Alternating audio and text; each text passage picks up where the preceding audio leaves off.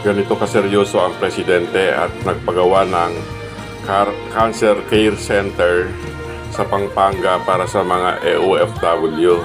Hindi gaya ng mga sinasabi ng mga DDS na walang ginagawa ang presidente.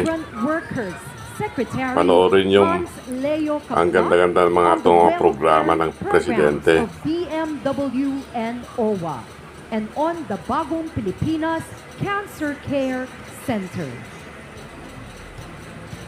Mga Marcos lang ang nakakagawa nito. Si Duterte ba may napagawang ganito para sa mga OFW na sinasabi nilang mahal niya ng mga OFW?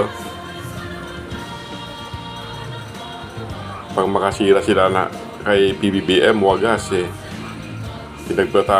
Chismis na lang walang ginagawa ang presidente, pero ganito kaseryoso ang presidente na gumawa ng mga ganito.